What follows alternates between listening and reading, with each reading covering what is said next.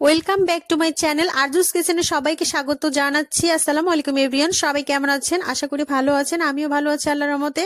যারা যারা আমার ভিডিওটি দেখছেন সবাইকে আন্তরিক ভালোবাসা, অভিনন্দন। আজকে থাম্বনেল এবং টাইটেল দেখে অবশ্যই বুঝতে পেরেছেন আমি কি রান্না করতে চলেছি। আজকে হাতে মাখিয়ে গরুর মাংসটা রান্না করব, সেটাই আপনাদের কাছে শেয়ার করব। এখানে নিয়ে নিয়েছি গরুর মাংস, এখানে অনেক সুন্দর করে পরিষ্কার করে নিচ্ছি। পরিষ্কার করে নিয়ে এখানে আমি পাতিলে তুলে নিচ্ছি। পাতিলে তুলে নিয়ে সুন্দর করে এটা মাখিয়ে দেব। অনেকে হয়তো জানেন আর অনেকে হয়তো জানেন না, সে কারণে ভিডিওটা তৈরি করা।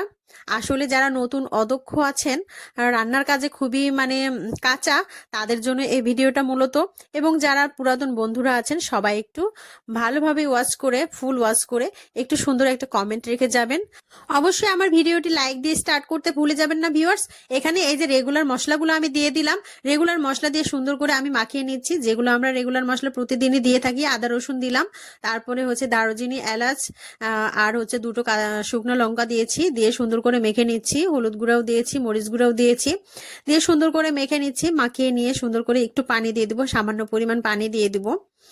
এখানে পানি দেওয়ার পরে তারপরে পেঁয়াজগুলো এর উপরে দিয়ে দিব। এবার আমি যেভাবে রান্না করছি, এটা আমার কাছে এরকম করে রান্না করি, এরকম করে আমার রান্না করতে ভালো লাগে। কে কিভাবে রান্না করেন তা জানি না। এখানে সামান্য পরিমাণ পানি দিয়ে দিলাম। সামান্য পরিমাণ পানি দিয়ে সেটাকে আমি চুলায় বসিয়ে দিব। এখানে পেঁয়াজ কেটে রেখেছিলাম, সেই পেঁয়াজগুলো আমি একটু উপরে দিয়ে দিলাম। উপরে দিয়ে সুন্দর করে ঢাকনা দিয়ে ঢেকে একদম জাল দেব। এটাকে দিলে বলক যখন উঠবে তখন আমি নেড়ে চেড়ে পেঁয়াজগুলো গলে যাবে, এটা দেখা সুন্দর লাগবে, সেই জন্য আমি করেছি। এখানে আমি এই যে অনেক শুকিয়ে গেছে, কষিয়ে নিচ্ছি। তরকারিগুলো সুন্দর হয়ে যে কষিয়ে নিয়ে তারপরে আবারও পানি দিয়ে দিব। কষিয়ে নেওয়াতে অনেক সুন্দর একটা কালার চলে আসছে ভিউয়ার্স, দেখুন। আর একটু আমি পানি দিয়ে দিলাম, দিয়ে সুন্দর করে আমি সেদ্ধ করে নিব। ঢাকনা দিয়ে ঢেকে দেব, আর একটু পানি দিয়ে দিলাম, দিয়ে সুন্দর করে ঢাকনা দিয়ে ঢেকে এটাকে ফুল সিদ্ধ করে নিব। পানিটা শুকিয়ে নেওয়ার পরে আমি ফিরে আসলাম। পানিগুলো শুকিয়ে গিয়েছে একদম। আমার তরকারির কালারটা অনেক সুন্দর চলে এসেছে, মাংসের কালারটা অনেক ভালো এসেছে। এই যে পানিগুলো শুকিয়ে গেছে, অলরেডি সেদ্ধ হয়ে গেছে। এখন আমি অনেক সুন্দর একটা কালার এসেছে, দেখুন। আমি এখানে জিরা ভেজে নিয়েছিলাম, সেটাকে আমি গুঁড়ো করে নিচ্ছি, নিয়ে এর উপরে আমি ছিটিয়ে দিব। দিলে কিন্তু অনেক ভালো লাগে এবং সুস্বাদু লাগে, ঘ্রাণটা অনেক ভালো লাগে, খেতেও ভালো লাগে। এখানে আমি বাটি নিয়ে নিয়েছি, নিয়ে এগুলো সম্পূর্ণ বেড়ে নিচ্ছি, নিয়ে পরিবেশন করব। আমার ভিডিওটি যদি ভালো লেগে থাকে অবশ্যই লাইক, কমেন্ট, শেয়ার করে পাশেই থাকবেন ভিউয়ার্স। আমার চ্যানেলের সাথেই থাকবেন।